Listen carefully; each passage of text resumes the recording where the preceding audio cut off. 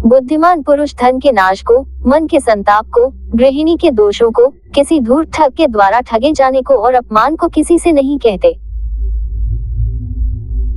धन और अन्न के लेन देन में, विद्या ग्रहण करते समय, भोजन और अन्य व्यवहारों में संकोच न रखने वाला व्यक्ति सुखी रहता है।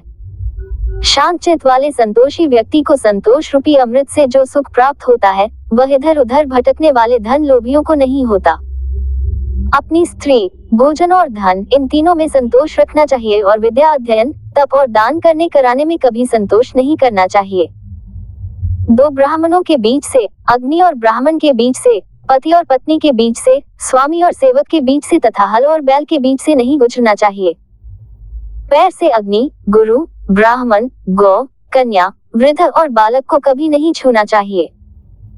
बैलगाड़ी से 5 हाथ, घोड़े से 10 हाथ, हाथी से 1000 हाथ दूर बचकर रहना चाहिए और दुष्ट पुरुष, दुष्ट राजा का देश ही छोड़ देना चाहिए। हाथी को अंकुश से, घोड़े को चाबुक से, सींग वाले बैल को डंडे से और दुष्ट व्यक्ति को वश में करने के लिए हाथ में तलवार लेना आवश्यक है। ब्राह्मण भोजन से संतुष्ट होते हैं, मोर बादलों की गर्जन से, साधु लोग दूसरों की समृद्धि देखकर और दुष्ट लोग दूसरों पर विपत्ति आई देखकर प्रसन्न होते हैं। अपने से शक्तिशाली शत्रु को विनयपूर्वक उसके अनुसार चलकर, दुर्बल शत्रु पर अपना प्रभाव डालकर और समान बल वाले शत्रु को अपनी शक्ति से या फिर विनम्रता से, जैसा अवसर हो उसी के अनुसार व्यवहार करके अपने वश में करना चाहिए। राजा की शक्ति उसके बाहुबल में, ब्राह्मण की शक्ति उसके तत्व ज्ञान में और स्त्रियों की शक्ति उनके सौंदर्य तथा माधुर्य में होती है। संसार में अत्यंत सरल और सीधा होना भी ठीक नहीं है। वन में जाकर देखो कि सीधे वृक्ष ही काटे जाते हैं और टेढ़े मेढ़े वृक्ष यूं ही छोड़ दिए जाते हैं। इस सरोवर में जल रहता है, हंस वही रहते हैं और सूखे सरोवर को छोड़ देते हैं। पुरुष को ऐसे हंसों के समान नहीं होना चाहिए जो कि बार बार स्थान बदल ले। कमाए हुए धन का दान करते रहना ही उसकी रक्षा है। जैसे तालाब के पानी का बहते रहना उत्तम है। संसार में जिसके पास धन है, उसी के सब मित्र होते हैं, उसी के सब बंधु बांधव होते हैं, वही श्रेष्ठ पुरुष गिना जाता है और वही ठाट बात से जीता है।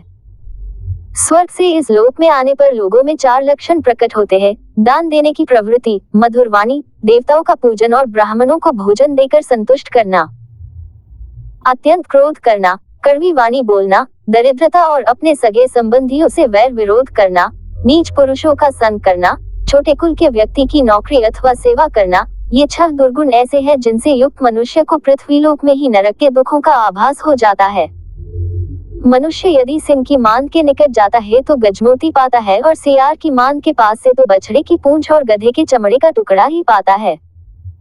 जिस प्रकार कुत्ते की पूंछ गुप्त स्थानों को ढांप सकने में व्यर्थ है और मच्छरों को काटने से भी नहीं रोक पाती, उसी पार बिना विद्या के मनुष्य जीवन व्यर्थ है। बोलचाल अथवा वाणी में पवित्रता, मन की स्वच्छता और यहाँ तक कि इंद्रियों को वश में रखकर पवित्र करने का भी कोई महत्व नहीं, जब तक कि मनुष्य के मन में जीवन मात्र के लिए दया की भावना उत्पन्न नहीं होती। सच्चाई ये है कि परोपकार ही सच्ची पवित्रता है। बिना परोपकार की भावना के मन, वाणी और इंद्रियां पवित्र नहीं हो सकती। को चाहिए कि वह अपने मन में दया और परोपकार की भावना को बढ़ाए। जिस प्रकार फूल में रक्त, तिलों में तेल, लकड़ी में आग, दूध में घी, गन्ने में मिठास आदि दिखाई न देने पर भी विद्यमान रहते हैं, उसी प्रकार मनुष्य के शरीर में दिखाई न देने वाली आत्मा निवास करती है। ये रहस्य ऐसा है कि इसे विवेक से ही समझा जा सकता है।